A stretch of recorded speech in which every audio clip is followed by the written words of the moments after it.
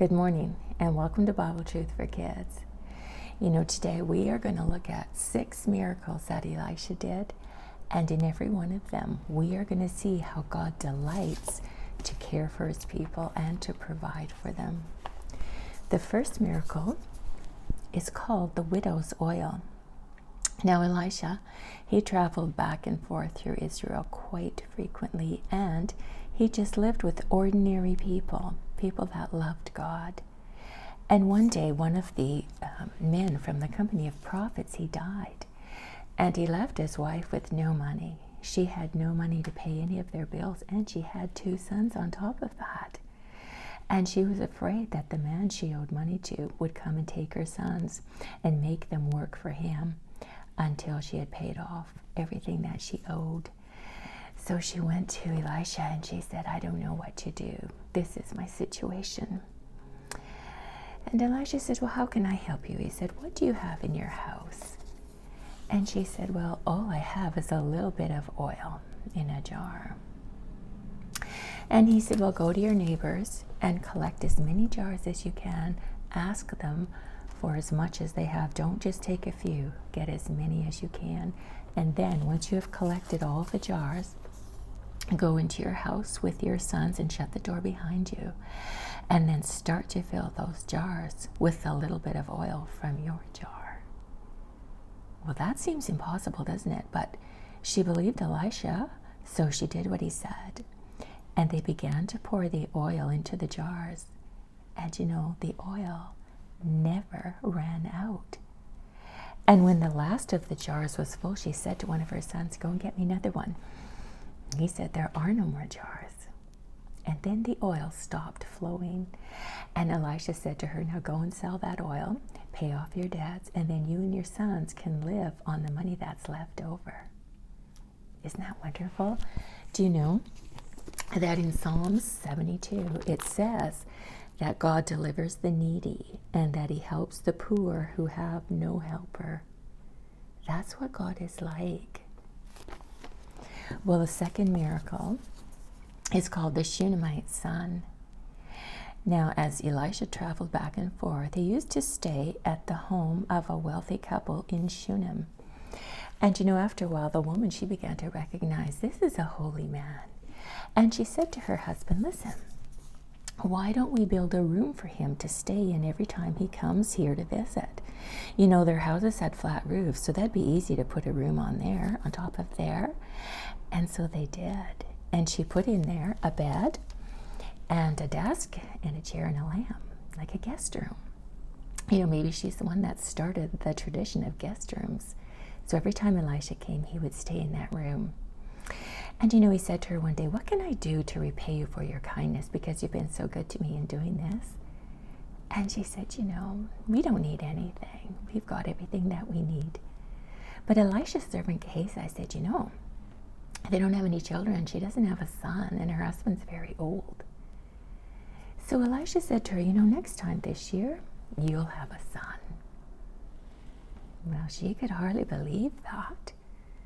But she did believe Elisha, and next year she had a son. Wow.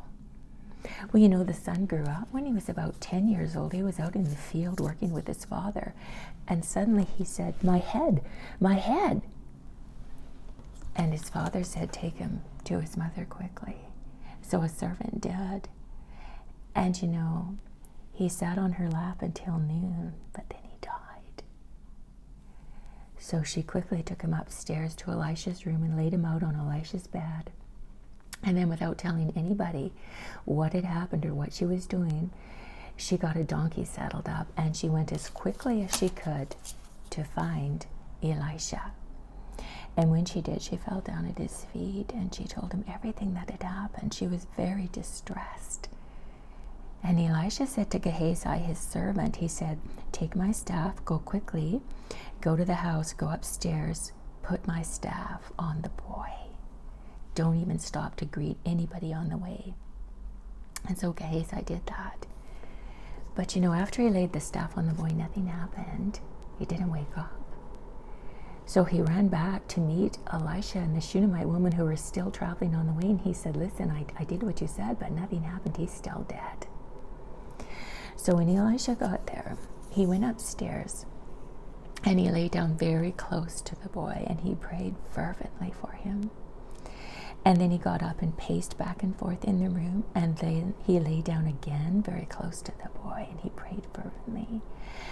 And the boy's body began to get warm and he came alive again.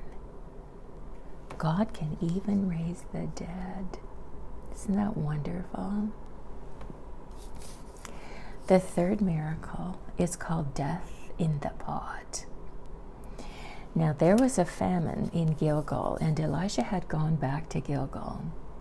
And as he was with a company of prophets, he said to them, put the big pot on the fire. Put the big pot of stew on the fire for the men and feed them.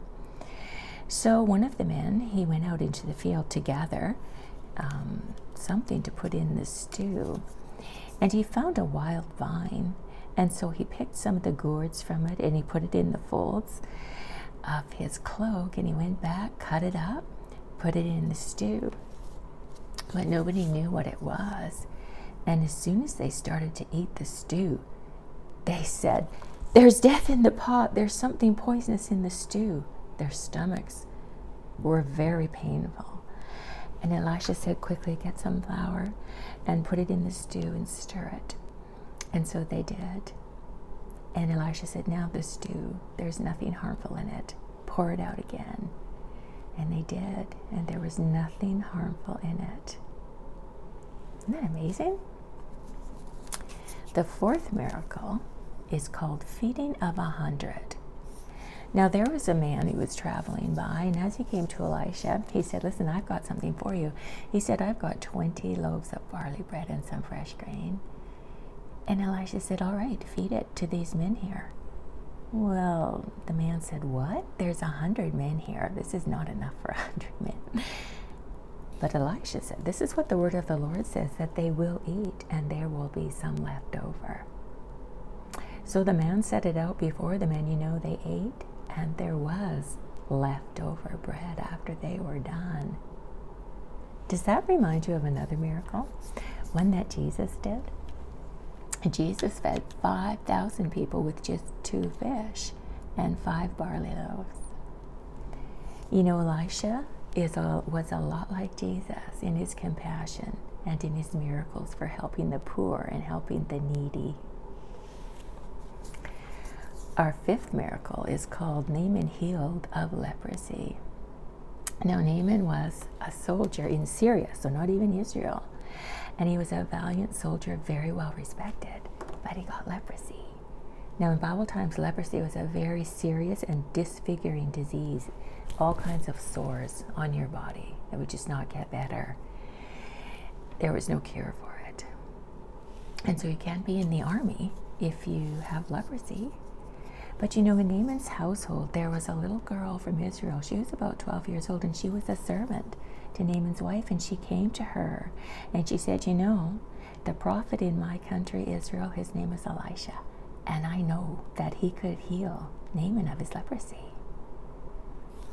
Well, there wasn't any other option. There was no other choices. Naaman got chariots, servants together, and he headed off for Elisha's house with all kinds of silver and gold and clothing because he didn't know. Did he have to pay for a miracle? He didn't know.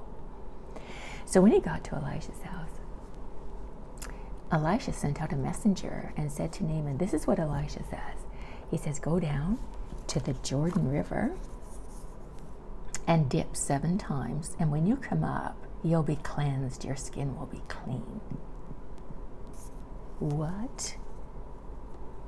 Naaman was in a rage. He said, what? Elisha can't even come out and talk to me himself?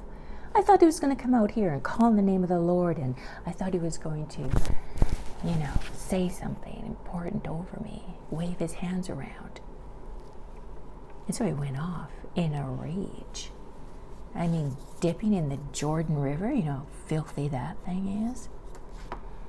But his servant said to him, listen, you know that if Elisha had asked you to do some big thing, you would have done it. He's only asked you to do a simple thing, and you can do it. Why don't you do it? So Naaman changed his mind, and he went down to the Jordan River, which does not look like a nice river. And he dipped himself once, twice, 3 times. Nothing's happening. 4, 5, 6, nothing. But the 7th time, he came out of that dirty water and he was completely clean. Wow. Isn't that amazing? You know, there was many lepers in Israel during Elisha's time, but the only one that was healed was Naaman, and he was in Syria. He had faith. He did what was asked of him, and God cleansed him of his leprosy. The 6th miracle is called the axe head that floated. Now, one day the company of prophets that were with Elisha said, you know what, the place that we meet, it's too small. We need to go down to the Jordan River, the part where there are trees. If we go down there, we could cut down some trees and build a bigger place for us to live down there. And they said, why don't you come with us, Elisha? Come down with us.